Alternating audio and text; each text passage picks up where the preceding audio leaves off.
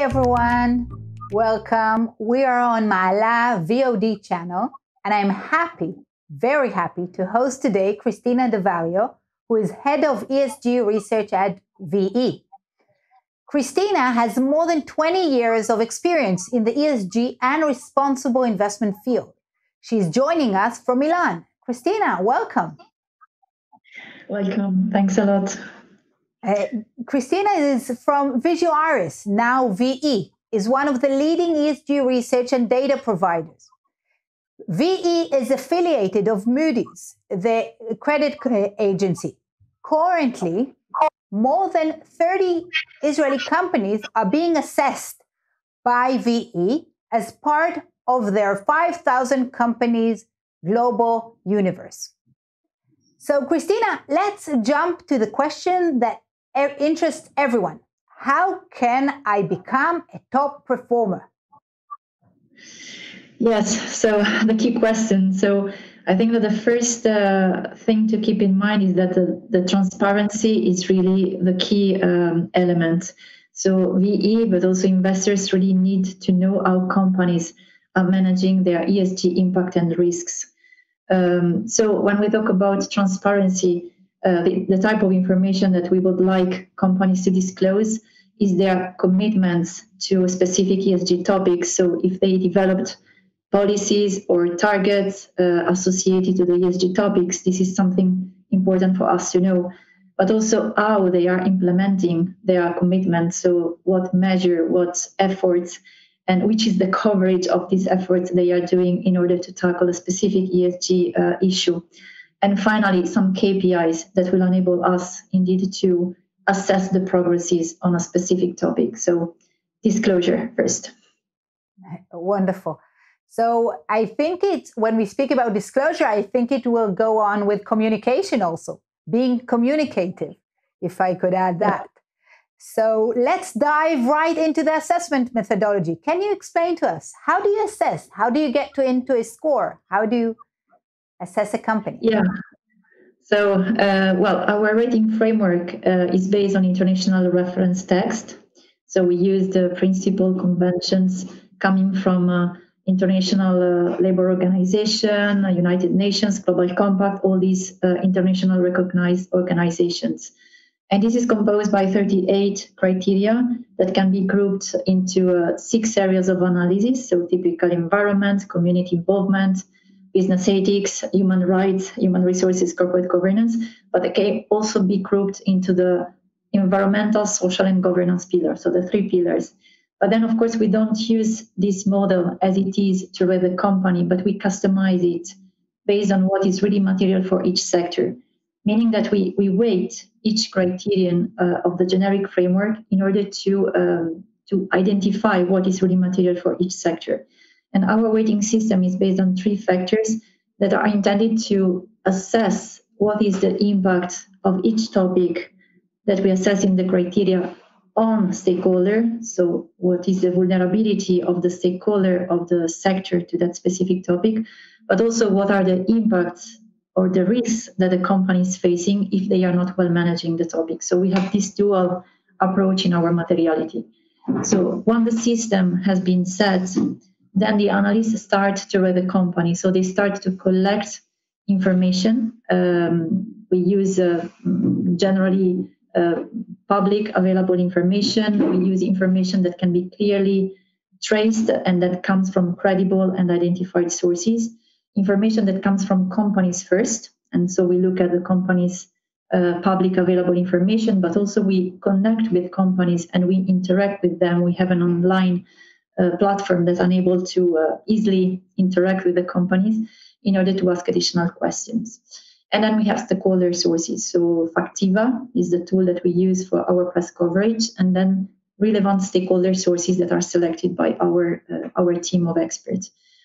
And our framework is basically so analysts go into the company documents and they assess the performance of the company based on a grid of indicators, which which are, let's say, collected or which go under 3 main pillars. So the leadership, so what is the company's commitment on a specific topic? what is the implementation? So what are the measures in place to manage the topic? And finally, the results. So what are the KPIs on one side, the company is tracing to monitor the progresses on the topic, but also in the results pillar, we look at eventual conflicting situation that the company has with one or more stakeholders, because also the point of view of stakeholders is in fact factored in our analysis. And then depending on the type of information and the quality of the information disclosed by companies, analysts are able to score, let's say, each indicator of the model between 1 and 100, between 0, and 100, where the lowest score means, of course, that we have a poor assurance on the company's capacity to manage specific issues, while the highest score means that the level of assurance is of course, high on that topic. Thank you. So, as we all know, even if there is a long-term management system in place, as you just mentioned, events happen. It could be environmental violation, it could be corruption allegation, and accidents, and so on. So how do you treat them in VE, and how are they integrated into your overall assessment?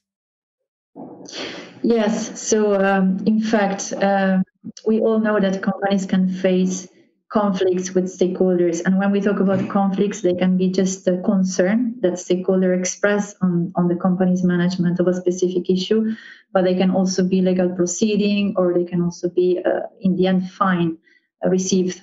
And also stakeholders can be very different, from authority to maybe an individual stakeholder that is expressing a concern. So we have a team of researchers that in fact collect every day the controversies that are found in the public documents or in stakeholder sources that we identified. And basically these controversies are assessed on a 3-level scale. So we look at the severity of the controversy. And when we talk about severity, we talk about the impact on stakeholders. So what is, for example, the number of stakeholders involved or affected by the controversy, as well as is the controversy something that can be remediated, or it's a permanent damage. But the severity also takes into account the impact on the company. So is this just a concern, or is it a legal proceeding, or is it a fine? And what is the impact on the company? Is it a fine, or is it an impact on the reputation or on the operational efficiency of the company, or all of them? Because of course, these are all factors that we take into account. But then once assessed the severity, for us, it's also very much important to understand which is the response of the company. So it's very important to understand if the company has put in place corrective measure, if the company is engaging with the affected stakeholder in order to solve the issue. So the two components, the severity but also the response of the companies, are both included into our assessment and taken into account in our risk management analysis. Is it a separate assessment, or is it integrated in the final score? We have a database of controversies. So we have a separate product, let's say, on the controversy, which is really only focused on controversies. But then when the controversies are material enough to affect the ESG score, we also include them in the ESG score. And mostly in one of the pillars that I mentioned before. So the results pillar, where we assess KPIs, but also stakeholder controversies and the response of the company to the controversies. Then, of course, if controversies are really critical and question the policies and question the credibility, let's say, of the policies and the measure that the company has put in place, then we can really decide to downgrade severely the score because of the controversy. But what we learned from what you just explained is that two things. One, even if event happens, it depends how you react. And if a company is managing it well, it's not the end of the world, one thing. And the second thing is that it matters also to the severity of it. So it's integrated, but it's not. And the severity is important, that not every event is counted the same. Exactly. Not any event is counted the same, but the first point is really important. So conflicts, controversies can always happen somehow, but it's really important the reactivity of the company. So if the company is communicating corrective measures, remedial measure, for us it's really important in terms of risk management perspective. And indeed, whenever we detect a controversy that is affecting a company, an email is sent by our VA Connect tool to the company affected, so the company knows what we found, let's say, and is really given the possibility to react. So really, this is another element that counts on the transparency topic that we mentioned at the beginning of the meeting. Thank you. I think it's important to stress that controversies are not only for Israel. It's for all companies around the world, and it's not only about us and the problems we are concerned.